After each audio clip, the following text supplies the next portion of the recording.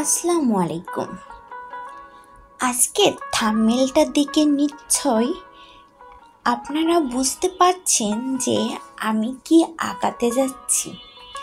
Chart শুরু করা যাক।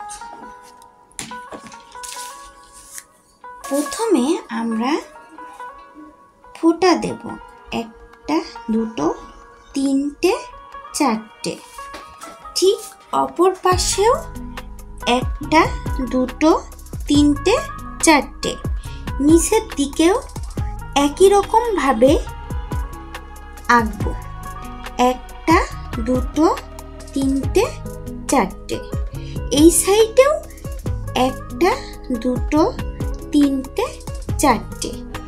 এরপরে এই ফোঁটাগুলো এই সাইড থেকে এই সাইডে মিলিয়ে দেব। ঠিক এভাবে এটাও মিলিয়ে দেব। এইভাবে এটা এই ফোঁটা থেকে এই ফোঁটা, আবার এইভাবে এইটাও ঠিক একই রকম ভাবে মিলিয়ে দেব। এরপরে এই যে এইখান থেকে একটা বৃত্ত আঁকবো। বৃত্তটি ঠিক এরকম ভাবে সুন্দর করে এঁকে নেব। যতটা সম্ভব আস্তে আস্তে ধীরে ধীরে আঁকবো। বৃত্তর ভিতরে চোখ এঁকে নেব।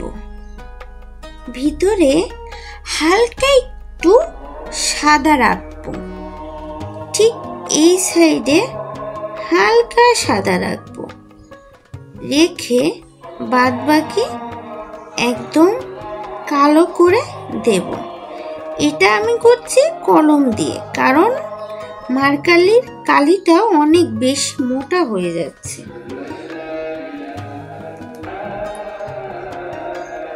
এরপরে ঠোঁটের এইভাবে করে এঁকে আবার নিচের থেকে তারপরে এই এক্স আর এই এক্স মিলিয়ে দেব। এই এক্স থেকে পাখা এঁকে নেব। ঠিক এভাবে আস্তে আস্তে করে পাখাটি ড্রয়িং করে নেব।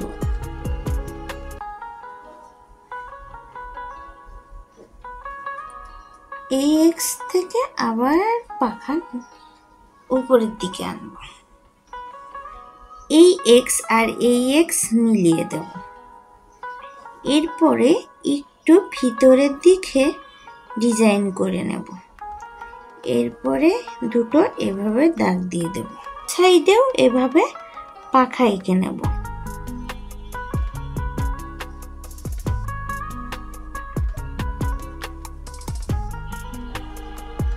এই এক্স থেকে এভাবে পাখাটা, এরপরে এই দাগ মিলিয়ে নেব।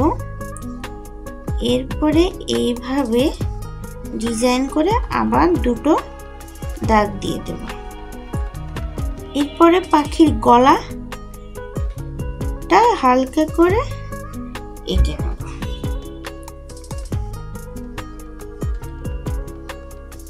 এই গলাটিকে আমরা একটু মার্কারি দিয়ে কালো করে দেব।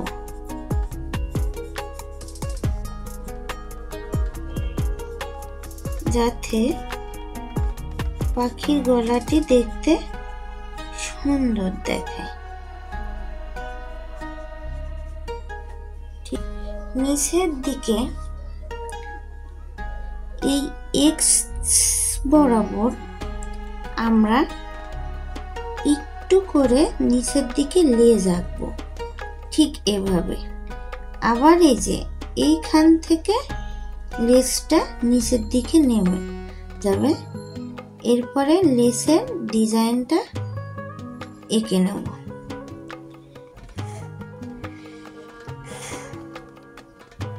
এরপরে এই যে এক্সের যে মাথা আর এই মাথা, এই দুটো মাথা এইভাবে মিলিয়ে দেব।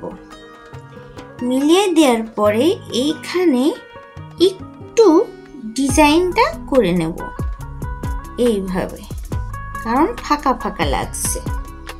এরপরে এইখান থেকে ঠিক এভাবে দাগ দিয়ে এভাবে মিলিয়ে দেব। আবার ঠিক এইভাবে অপর সাইডেও মিলিয়ে দেব। হয়ে গেল আমাদের পাখিটি। এরপরে আমরা এই যে এইটুকু কালো মার্কালি দিয়ে আবার ভরাট করে দেব, যাতে পাখিটি দেখতে একটু সুন্দর দেখায়। ঠিক অপর সাইডেও কালো মার্কারি দিয়ে ভরাট করে দেব।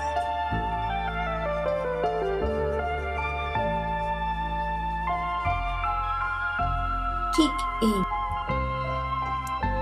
ড্রয়িংটি যদি ভালো লাগে তাহলে অবশ্যই চ্যানেলটি সাবস্ক্রাইব করে বেল বাটনটি অন করে দেবেন এমনই ইন্টারেস্ট ভিডিও রেগুলার দেখার জন্য।